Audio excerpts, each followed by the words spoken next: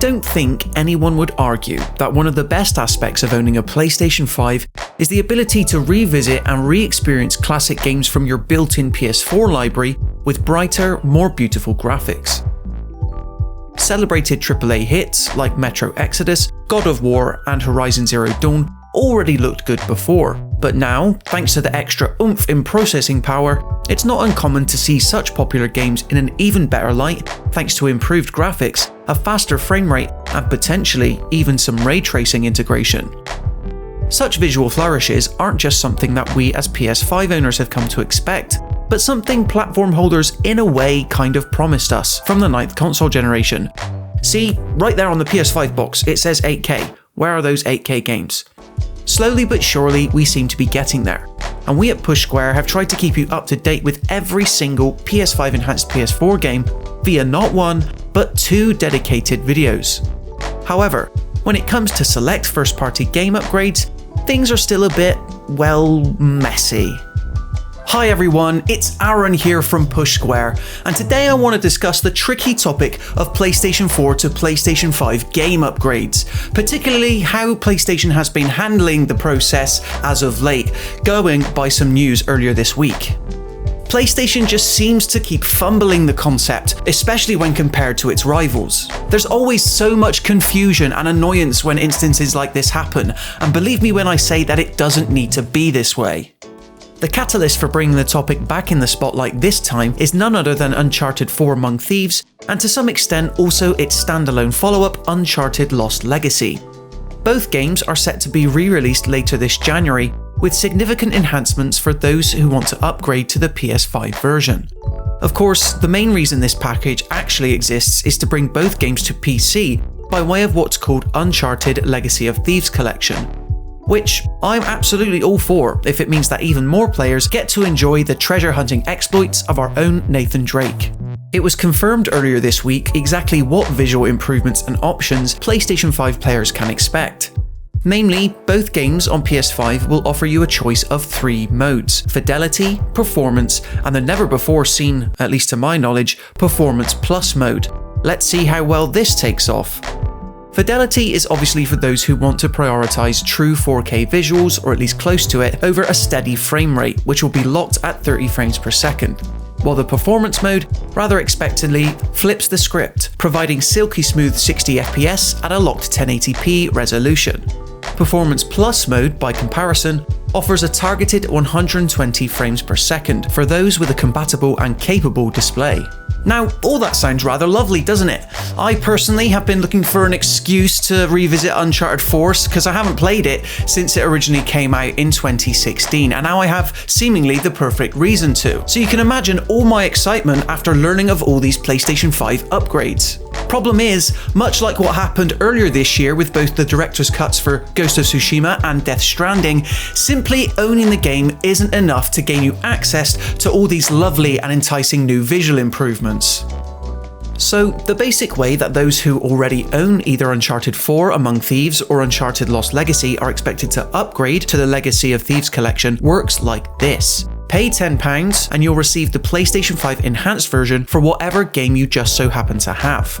But what if you only own one and not the other?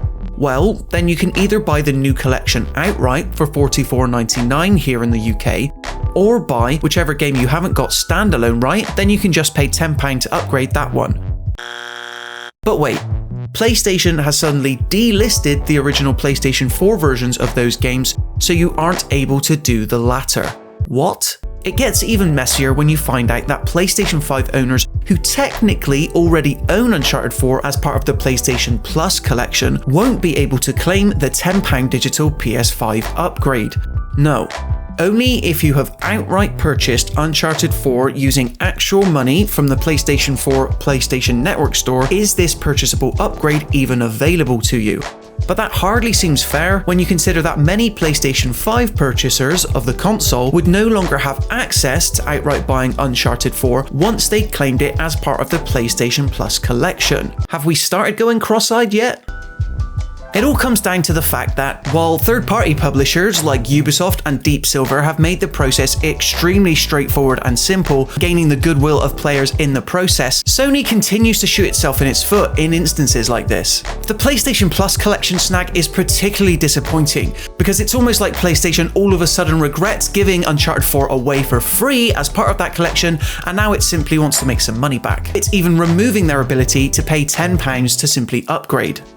I've done my best to break down this mess as best as possible, but it becomes even more complex when you throw in those who have physical copies of Uncharted 4, like me. You see, luckily I kept mine because it was the beautiful steelbook case version, but had I not, I would have probably found myself in a position where I wouldn't have been able to upgrade without spending almost £50, because I'm almost certain I would have lent my standard copy either to a friend or traded it in so I could put it towards another PlayStation game. That is, after all, one of the benefits of owning physical copies.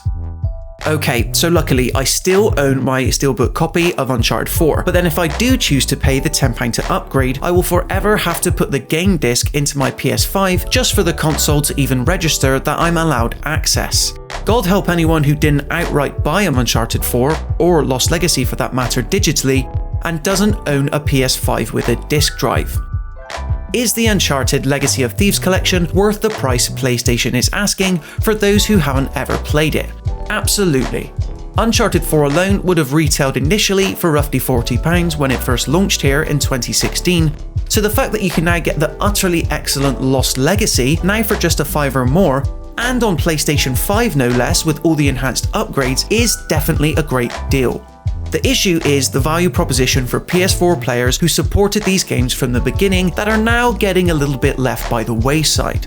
I get that extra time has been taken to get these games looking as good as they do now with all the PS5 improved visuals. I assume that's what differs between something like this and other games which were simply patched, like God of War and Horizon Zero Dawn. That work should absolutely be compensated for. It's mainly the delisting of the original PlayStation 4 versions of both those games, and how those who claimed the former via the PlayStation Plus collection are now being treated. You can't give something away as part of a subscription, ostensibly saying that somebody owns it, only for them not to be on a level playing field when the opportunity to upgrade to the PlayStation 5 version isn't being made available.